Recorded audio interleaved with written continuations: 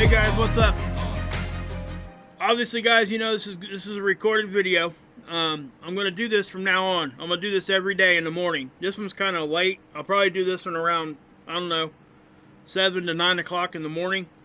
I'll probably do a live stream after these in the mornings, and then I'll do a live stream later on tonight. But this is just for those people that don't have time, and I get it. So I'm just gonna go down straight space weather. I'm not going to be like going really far in depth unless I feel like I need to explain something. I'm not going to be going off onto separate subjects like I have been in my live streams. I just like connecting with you guys. And I'm sorry for those that was expecting this stuff to continue. And you know, I should have went back to doing this for you guys a long time ago. So I am sorry. I do apologize for that. But you're going to get it now. I'm going to do it every day. And it's going to be more of just a space weather update and maybe some extra added information if I need to put it there. So this will be more like what my older content was like. Alright guys?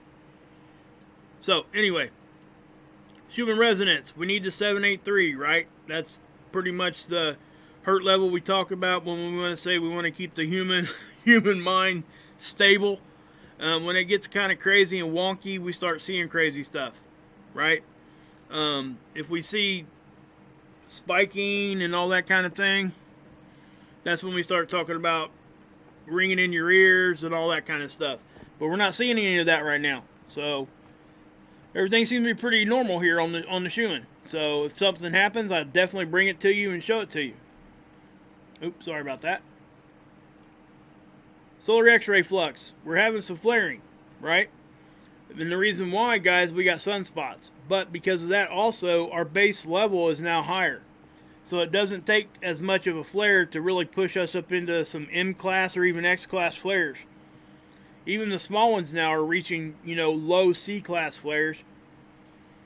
So, you know, that's going to continue. We got sunspots that are training on the southern hemisphere of the sun. Right here. That goes all the way around the sun right now. There are sunspots all over the southern hemisphere of the sun. So just know that that's what's going on with that. And I'll go more into detail here in a minute. But geomagnetic activity, we need some, right? We want to be around a 3 pretty much. If it's in the basement, we got to worry about cosmic rays. If we're at a 0 for like 12, 24 hours, they will actually, you know, issue an alert. Now, with the solar proton flux, again, that's radiation. And this all started changing when all this started rising. Just overall activity on the sun, okay? So, then we got coronal holes. Right? And we're going to connect to these. We probably already are of this one. And getting ready to this one. So what that means is that we're going to have an increase in solar wind. So we can expect that in 3 to 4 days. Here's the sunspots. That's the one that blew the big one the other day. The big M-class one off the side. And here is the big one that we thought was going to be doing a whole lot, and it really didn't. But the difference now is it has a little one kind of right behind it. And, you know, it's close enough that it could be reacting at any time. Now, the lucky thing here is that that's getting ready to rotate off in the next day or so. So it's not like way out here right in front of us. So we don't have to worry about it as much, but it can still, if it blows a flare or a CME, we'll most likely catch some of it. So we'll just watch it. ACE data, everything's normal. Not much to say here, guys. Solar wind speed, very normal. Density, very normal. Temperature, maybe a little bit below, maybe. Phi angle, ain't really jumping around a whole lot. And the BZ is bumping down into the negative, which would be conducive for it to draw energy in, but it's kind of back up in the positive now, and that's actually will do the opposite. So Enlil model, stereo A right now as we're talking, because we're right here in time. You see this line? It's going through a density event. It's having a very high dense event right now. Usually this chart shows 0 to 20. Right now they got it 0 to 50 because of this. Okay? Notice this. This is conditions on Earth. So look at the spiral graphs over here. This is stereo A. This is Earth. Watch what happens. So the conditions that Stereo A is right now experiencing, most likely here in the next 4 days, we're going to experience it too. So we'll just have to wait and see what happens. But that's what's going on with that. Not going to waste your time on the aurora forecast because there's nothing much to talk about. This right here, this is what we've been looking at to show flares. And there's a flare, right? Keep going. Boom, another one. Boom. Those are all small, but then we get a little bit bigger one. Now notice each time we get a flare, how this all rises too. This is the proton stuff we've been talking about. Now this is X-ray. So what we're looking at there is like it'll ionize the atmosphere, and they'll have radio blackouts and stuff in those areas typically. They don't usually last that long if they're not that powerful, but the bigger flares will cause issues. But you can see an overall increase in radiation. That's what we're kind of seeing there. See how it turns red again? Each time we get a little flare, see it bump up its level, then it starts to fade back off after it's gone. So that's what's keeping that proton flux up, is the fact that we're getting flares. Magnetopause models, not much to see here either. Okay, the sun's off to the left. This is the solar wind speed. Looks like we had a little bit of a bump there for whatever reason, but nothing, super crazy. Density, you're going to see the same thing. Okay, nothing really jumping around too much. The dark on here is the more dense, and the light is the less dense. Pressure, again, not much to talk about. Okay, we've seen a little hit right there, right? But nothing much is going on there. So, we're not seeing really that much of an increase geomagnetically either. So everything seems to be pretty normal as far as that goes. Australian model. Sun's off to the left on this one too. Here's your density and here's your speed. This is the most simple model I could show you, and this is the one I like the best because of that. It gives us all the information we want. It gives us a very simple illustration, visual. See how we kind of went out and then it kind of died. It dove right back on. That's because the density went up.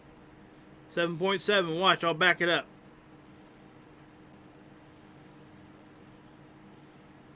See, the density lowers, and watch our bow shock just here. Okay, so we were at about a 9 right there. Right? Normal for this is 4. So if I back this up, this is giving us a capture or an image every 1 minute. See how the proton density is dropping? And then we go all the way to 1 there. Even below 1. That's why the bow shock pushed out like that, because we weren't getting that dense material from the sun right there. Here's the other models, magnetopause models. The sun's off to the right on this one. And again, it's showing you everything I just said. Here's the wind speed.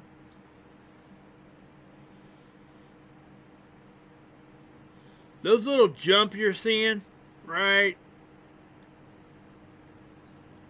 We go from that. Look at the timestamp, 8:23, 8:31.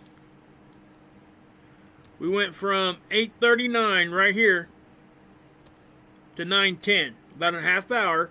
And the reason why is these things will shut down like that if they're getting if it thinks it's in danger. The satellite will shut it, go into safe mode, and it comes back on like 20 to 30 minutes later. That's what you're seeing there. And we are getting some activity, but nothing like blowing us way out like we were the other day. Okay? So here's your sun again.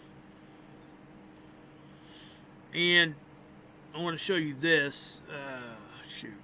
Where'd it go? Okay.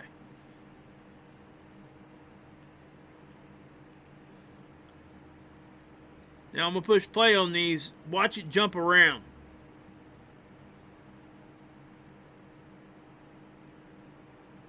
Oh, shoot. I got you on the wrong one. What? What the heck is that crap? What the heck? Yeah. Let's fix that real quick.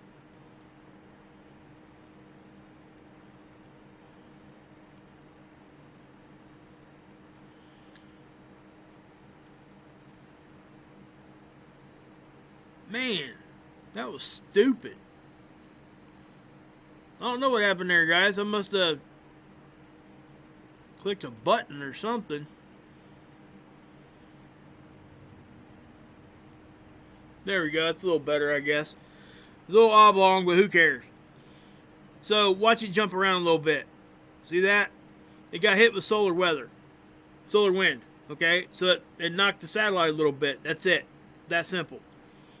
Notice the training of the sunspots here. Okay? And to give you a little idea, this is stereo A over here. This is a side view. This is our view. So, this spot is this. This one is this one.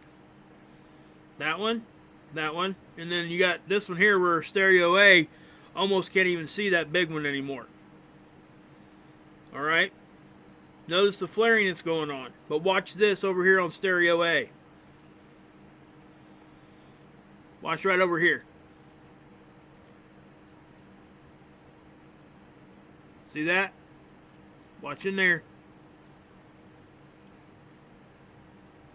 That's a CME. And then you have another one right behind it. So, where do we see that at? Well, here. The stereo A. Okay, I'll push start. Remember, this is from the side. Earth's over here. This is blowing off the backside, guys. This isn't coming at us. Now, I have to say that whenever we see these things, sometimes what will happen is we'll get another one going the opposite direction, which would be at us. That's why I report on stuff like this. Now, the bigger ones do it more often, but the smaller ones, this one's like compact. It looks to be pretty intense, though. Okay? The power of it may be pretty cool. Pretty good, I should say. Pretty big or intense. But the size of it is not that large. Not covering a whole lot of area. That's what I'm trying to say there. So we'll just keep an eye on that one, guys. Earthquakes. Here's the Jersey one. That's in my thumbnail. That's just in a really, really odd spot. Okay? So let me get down in here. Check this out. Tennessee, Mississippi, Jersey. All within the last day. Those are not typical areas for earthquakes. Now, the ones here in Oklahoma most likely are fracking. In Texas also. But something else here, guys. This is Mena, Nevada. And this thing is, we're swarming, but check this out. If we just looked at that, and we just left it alone, didn't really go deep in and look at it, watch what happens. Look at all that. That is excessive. I mean, come on. Wow. That's the definition of swarming. That is for sure. Now, it's swarming down here, too.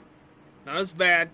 And then I was watching Mike and Cindy over at Evolutionary Energy Arts, my friends over there, and Yellowstone.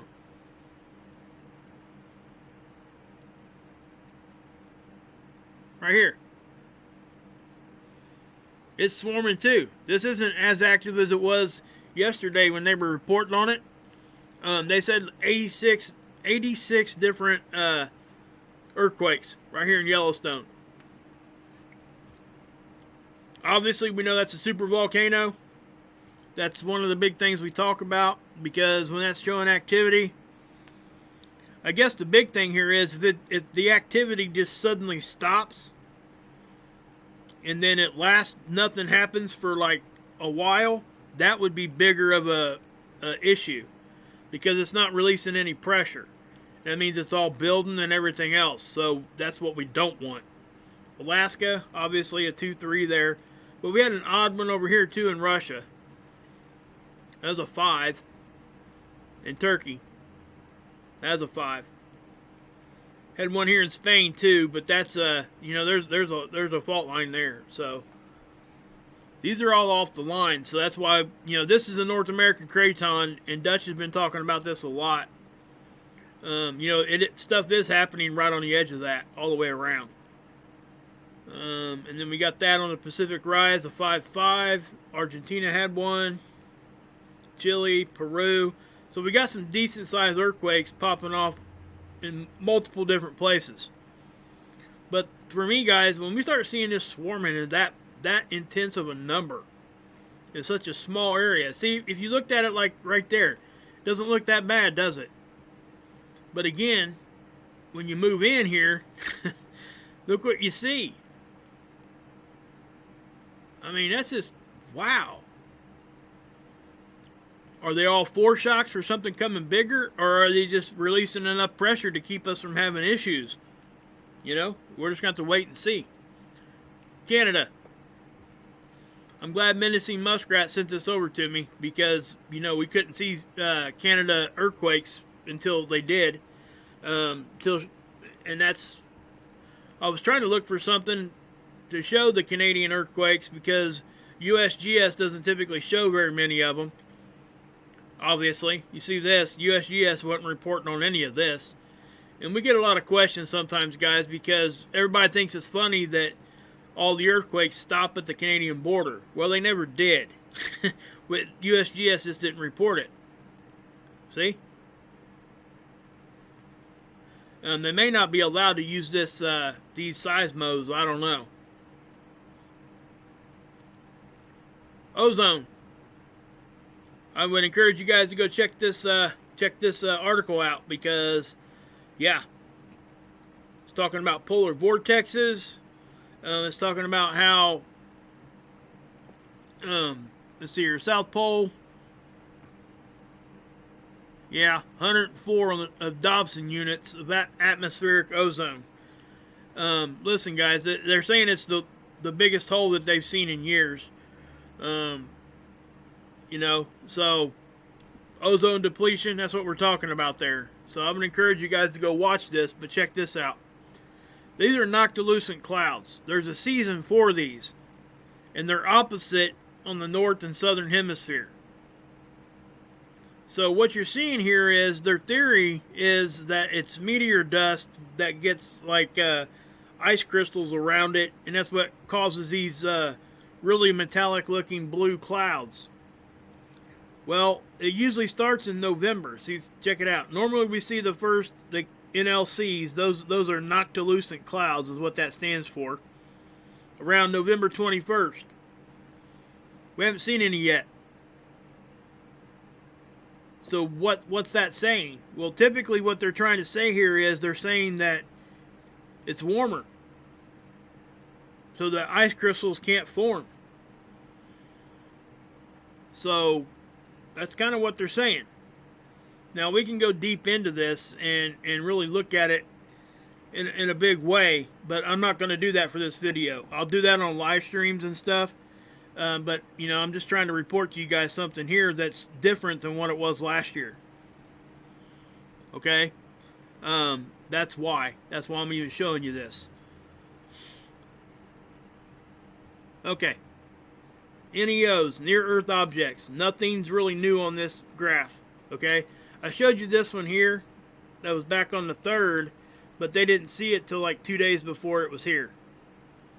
It wasn't that, you know, you could tell that by changing the date of this to see when it was plotted.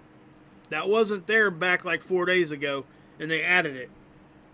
So that means they just discovered it then. But yeah.